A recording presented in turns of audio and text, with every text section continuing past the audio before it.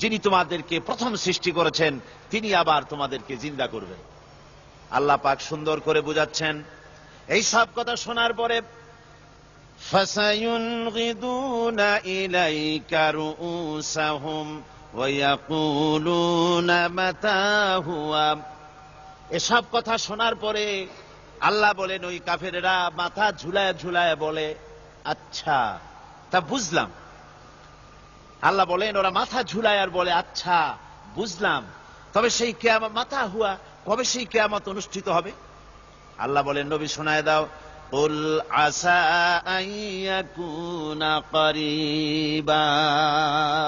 বেশি দেরি নাই, হতে পারে খুবই তাড়াতাড়ি।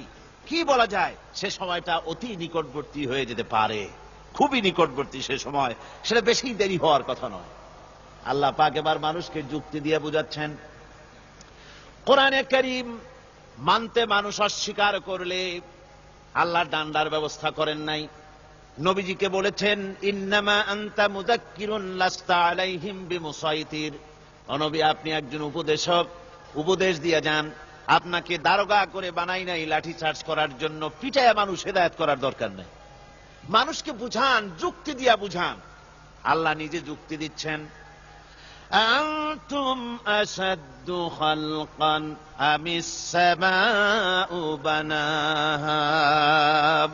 ওই কাফেরেরা, তোমরা যারা পরকালকে অস্বীকার করো, তোমাদেরকে উঠাইতে পারবো না যারা তোমরা বলছো, তোমাদেরকে সৃষ্টি করা কঠিন না ওই বিশাল আকাশটাকে সৃষ্টি করা কঠিন? ওই বিশাল আকাশটাই তো আমি আল্লাহ সৃষ্টি করেছি, জোরে কোন সুবহানাল্লাহ। তো অত বড় আকাশটারে যিনি বানাইতে পারলেন, সে কথা বুঝি তোমাকে তৈরি করতে পারবে না? আল্লাহ পাক বলছেন, ফানজুর ইলা আসারি রাহমাতিল্লাহি কাইফা ইউহয়িল আরদা বা'দা মাউতিহা। লক্ষ্য করে দেখো এই পৃথিবীর মাটিকে আল্লাহ কিভাবে জিন্দা করেন, মুর্দা মাটি। এই মাটি চৈত্র বৈশাখ মাসে প্রখর রোদে মাটি ফেড়ে চৌচির হয়ে যায়। এই ফেটে যাওয়া চৌচির মাটিতে আল্লাহ পাক বৃষ্টির পানি দিয়ে এই মাটিকে, এই মৃত্যু মাটিকে আল্লাহ পাক যেভাবে জিন্দা করেন, ইন্না যালিকা লামুহয়িল মাউতা ওয়া হুয়া আলা কুল্লি শাইইন কাদির। সে আল্লাহ পাক তোমরা মরলে পরে আবার এভাবে জিন্দা করতে পারবেন, জোরে কোন সুবহানাল্লাহ। আমার ভাইয়েরা, আল্লাহ পাকের পরে বলেন, দেখো মৃত্যু জমিনকে কেমনে জিন্দা করি। আল্লাহুল্লাযী আরসালার রিয়াহা ফাতুসিরু সাহাবা ফাসুকনাহু ইলা বালাদিম মাইতিন ফাআহইয়ানা বিহিল আরদা বা'দা মাউতিহা কাযালিকান নুশুর। আমি আল্লাহ রাব্বুল আলামিন ওই সমুদ্রের নোনা পানিগুলোকে, সমুদ্রের লবণাক্ত পানিগুলিকে বাষ্পীয় আকারে উত্থিত করে মেঘমালায় পরিণত করি, আর এরপরে বাতাসকে হুকুম করি, বাতাস এই মেঘটারে টেনে নিয়ে যাও মুখ জায়গায়। মেঘ চলে এলো। আল্লাহ রাব্বুল আলামিন বলেন, মেঘ এবার বিন্দু বিন্দু করে বৃষ্টি বর্ষণ করে দে। আমার হুকুমে ওই পানিগুলি বৃষ্টি হয়ে বিন্দু বিন্দু হয়ে জমিনে পতিত হয়।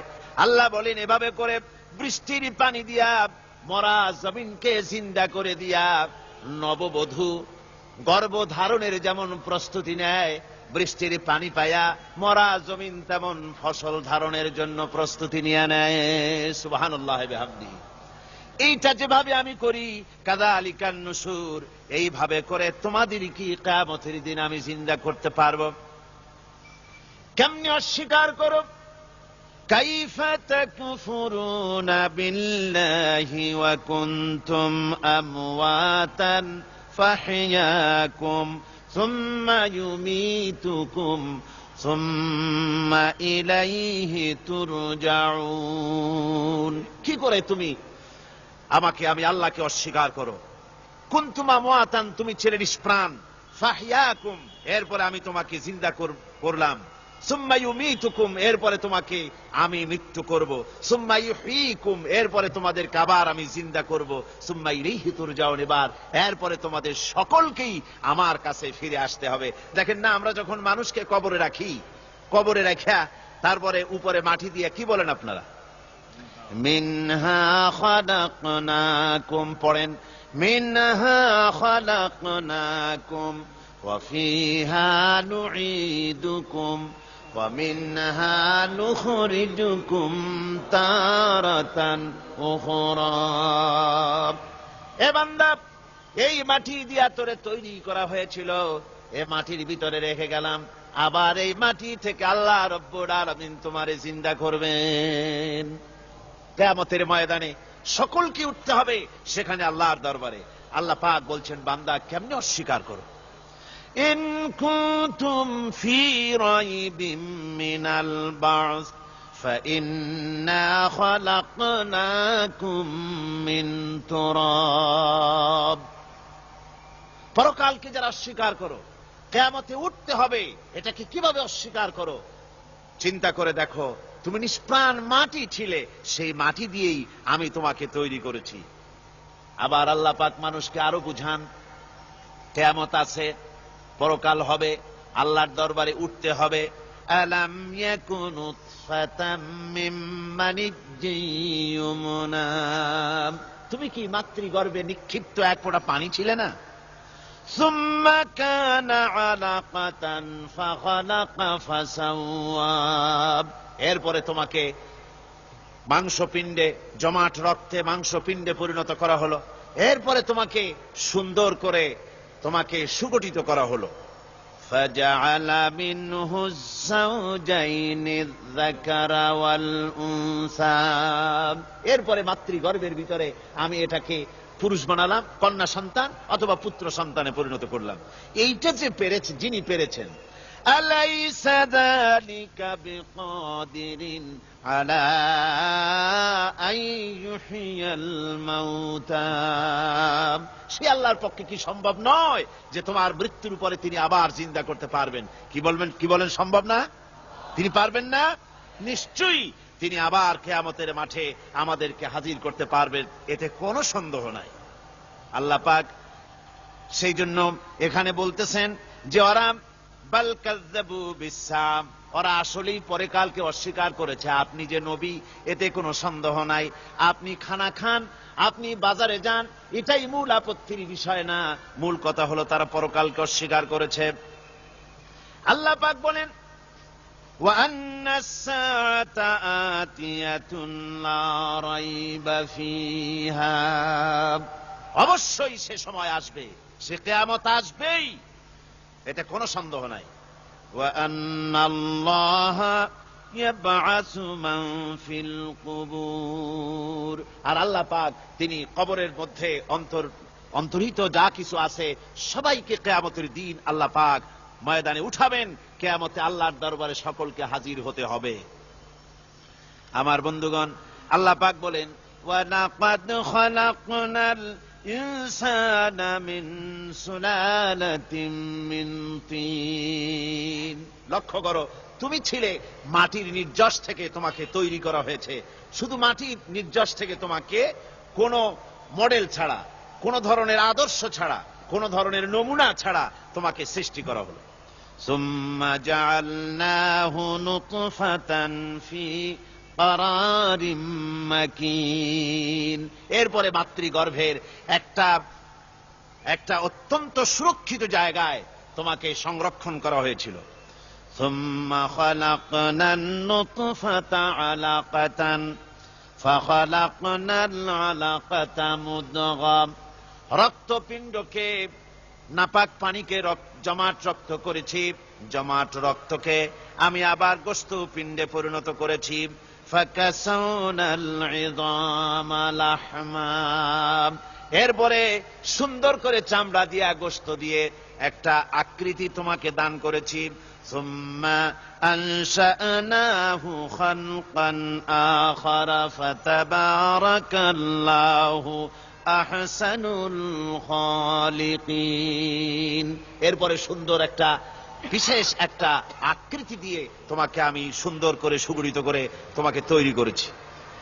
সুম্মা ইন্নাকুম বা'দা যালিকা লামাইতুন, এরপরে আমি আল্লাহ রাব্বুল আলামিন তোমাকে মৃত্যু দেব, অবশ্যই তোমাকে মৃত্যুবরণ করতে হবে। সুম্মা ইন্নাকুম ইয়াউমাল কিয়ামাতি তুবআসুন, এরপরে কিয়ামতের দিন আসবে, ওই বিশেষ মুহূর্ত আসবে, সেই নির্দিষ্ট সময় আসবে, ওই কিয়ামতের মাঠে আল্লাহর দরবারে তোমাদের সকলকে উঠতে হবে, কোনো সন্দেহ তাতে নাই। আল্লাহ পাক বলছেন وَأَعْتَدْنَا لِمَنْ كَذَّبَ بِالسَّاعَةِ سَعِيرًا, আমার এই পরকালকে, এই আখিরাতকে, কিয়ামতের দিনকে যারা অস্বীকার করবে, যারা মিথ্যা মনে করবে, আমি তাদেরকে জ্বলন্ত আগুনের শাস্তি তাদের জন্য রেখেছি। জোরে বলেন নাউজুবিল্লাহ। সেই কিয়ামত যে দিনটা আল্লাহ পাক মানুষের জন্য রেখেছেন, সেই কিয়ামতের অবস্থা বড়ই মারাত্মক। মানুষেরা তা জানে না। মানুষ যদি তা বুঝতে পারত, জানতে পারত, তাহলে মানুষেরা গুনাহের কাজ করতে পারত না। আপনারা কি চিন্তা করেন, ওই যে কাফেরগুলি মক্কার জীবনে, রাসূল পাক সাল্লাল্লাহু আলাইহি ওয়াসাল্লামের মক্কি জিন্দেগিতে যে সমস্ত মানুষগুলি চুরি করত, ডাকাতি করত, জিনা করত, বদমাশি করত, মানুষ হত্যা করত, এই লোকগুলি ফিরে আসলো কিসের কারণে?